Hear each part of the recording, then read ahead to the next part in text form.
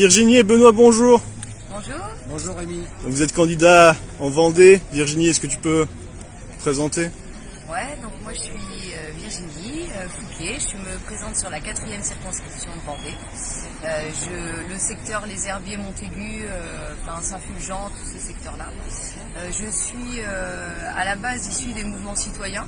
On a travaillé depuis le début quand même avec Solidarité Progrès pour tout ce qui était éveil sur la question souveraineté monétaire, un peu la géopolitique, etc. Donc c'est vrai qu'on en a appris beaucoup de ce mouvement-là. On a participé à l'élaboration d'un programme avec Concorde 17-11. On a participé avec Solidarité Progrès à la création d'un programme commun. Et puis désormais pour les législatives, c'est vrai qu'on a besoin d'une aide. Quelques félicitations. Merci. On a besoin, on a besoin d'une aide pour faire campagne, et puis le parti politique qui nous ressemble le plus, c'est Solidarité Progrès. Donc voilà pourquoi on se présente avec eux. Les deux notions qui nous tiennent le plus à cœur, c'est vraiment cette lutte contre le détournement de l'argent public, de l'argent des citoyens, du fruit de leur travail par une oligarchie financière. Le fait que tout arrive dans une même poche, parce que là, faut savoir que l'argent ne disparaît pas, il change juste de poche. Donc ça nous pose un réel souci, et on a envie de retrouver une France qu'on a connue à l'après-guerre, une France qui se développe avec une réindustrialisation, avec des choses qui sont vraiment faisables, puisqu'il y a bien eu une époque où il n'y avait plus rien et on a réussi. Donc je ne vois pas pourquoi aujourd'hui on se dit que sous le principe d'avoir une dette, on ne peut plus rien faire.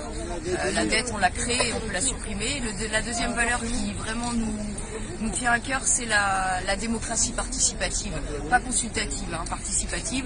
Ça irrite certains parce que le mot a été détourné, mais c'est que ça reste une vérité, quoi. Quand on engage les citoyens à participer à leur système politique, c'est eux qui créent leur projet de société, donc ça nous tient aussi également à cœur. Benoît, ton parcours, et qu'est-ce que tu penses que vous pouvez faire comme candidat dans ce monde médiatique français? Déjà, je vais me présenter. Benoît Jamonneau, donc je suis vendéen de La Roche-sur-Yon. C'est pour ça que je vais représenter la zone sud, puisque j'y ai habité pendant des années. La deuxième circonscription est grande, puisque ça couvre tout le territoire de Chantonnay, de Mareuil, des Moutiers, Talmont-Saint-Hilaire, et ça remonte aussi jusqu'au Moutier-Maufait, donc ça représente beaucoup de citoyens. Alors aujourd'hui, on va amener nos citoyens et le monde un petit peu du travail au sein de l'hémicycle, parce qu'aujourd'hui on n'est pas représenté au sein de l'hémicycle comme l'Assemblée nationale, très peu, pas depuis 1980 de mémoire, et aujourd'hui on voit la fracture que ça peut avoir, puisqu'aujourd'hui on prend les décisions à notre place, le monde du travail n'est pas représenté, des députés sont élus, mais ils sont élus que par des grands partis politiques. Ces partis politiques choisissent pour nous, choisissent les lois, choisissent tout à notre place. Aujourd'hui, le devoir d'un député, il a des devoirs, il devrait revenir systématiquement vers ses concitoyens pour leur demander au moins leur avis, savoir même éventuellement faire des propositions. Aujourd'hui, ce n'est pas le cas. Pour avoir posé la question partout pour l'instant où on est passé, plus de 99% des gens ne connaissent même pas leurs députés. Voilà, donc aujourd'hui, il y a quand même une sacrée fracture. Donc aujourd'hui, il faut ramener, comme a pu le dire tout à l'heure Virginie, à ce que les citoyens participent à la vie de notre pays. Alors je me permets juste la question de comment... on a vu la présidentielle et le contrôle médiatique. On sait la difficulté de peser dans des élections.